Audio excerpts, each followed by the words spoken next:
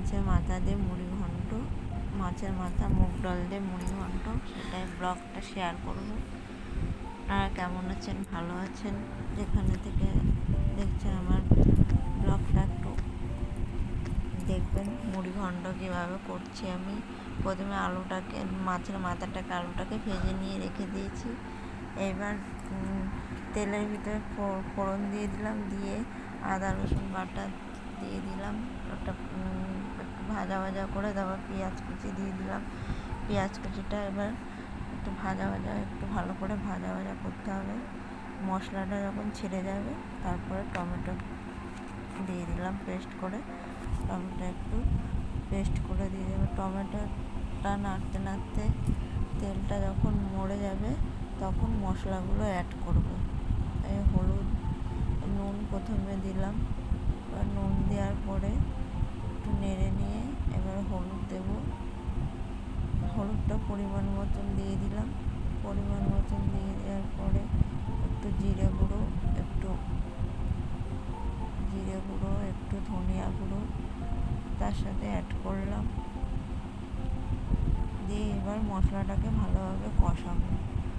একটু লঙ্কার গুঁড়ো বেশি দিই না, স্লাইড দিয়েছি, কারণ আমাদের লঙ্কার গুঁড়োটা কম খায়। ঘরোয়া রান্না, এমনি লঙ্কার গুঁড়ো অল্পই দিয়েছি। এবার মশলা কষানোর পরে ভেজে রাখা আলুটা আমি দিয়ে দিলাম। ভেজে রাখা আলুটা দিয়ে এবার কষাবো। কষাতে আবার একটু যে কষা হয়ে যাবে তখন ভেজে রাখা, এবার কষা প্রায় হয়ে গেছে আলু। এবার ভেজে রাখা মাছের মাথাটা, এই যে ভেজে রাখা মাছের মাথাটা আমি দিয়ে দিলাম। দিয়ে আবার কষাবো। মাছের মাথা আলু দিয়ে ভালো করে কষাবো। কষিয়ে যখন কষা প্রায় হয়ে যাবে, এইবার ডালটা আমি সিদ্ধ করে রেখেছিলাম, মুগ ডাল আলাদা সিদ্ধ করে রেখেছি। মুগ ডালটা এবার এর সাথে অ্যাড করে দেবো। দেখুন, এই যে মুগ ডালটা এবার আমি দিয়ে দেবো। মুগ ডাল পুরো একদম সিদ্ধ, হাফ সিদ্ধ করেছি।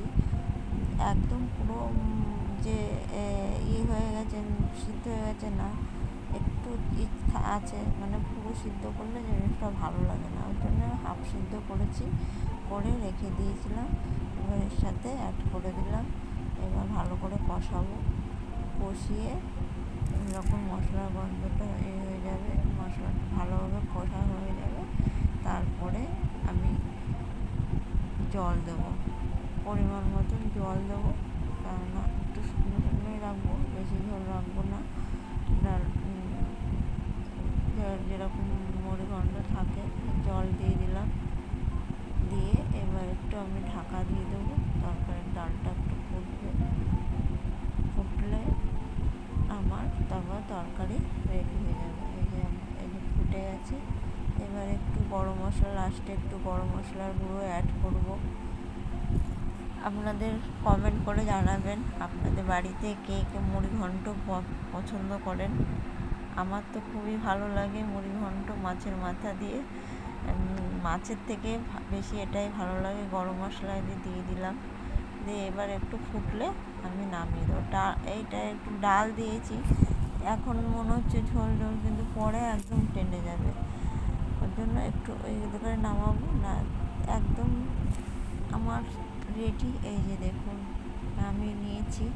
এবার একটু সন্ধে হয়ে গেছে, একটু রেডি হয়েছি, একটু বেরোবো, পার্কে যাব আমি আর বাবু পার্কে, তাই আমি রেডি হয়ে গেছি। এই যে রেডি হয়ে এখন বেরোবো একটু পার্কে। অনেক দিন বেরোই না, আমার ইচ্ছা হলো যে একটু যাই, আমি বাবু একটু টাইম স্পেন্ড করে আসি। ভালো লাগে পার্কে গেলে, একটু বসে থাকলে মনটাও ভালো লাগে। এই যে রাস্তা দিয়ে যাচ্ছি, আমাদের বাড়িটা তো একদম টাউনের মধ্যে, এত এই যানজট।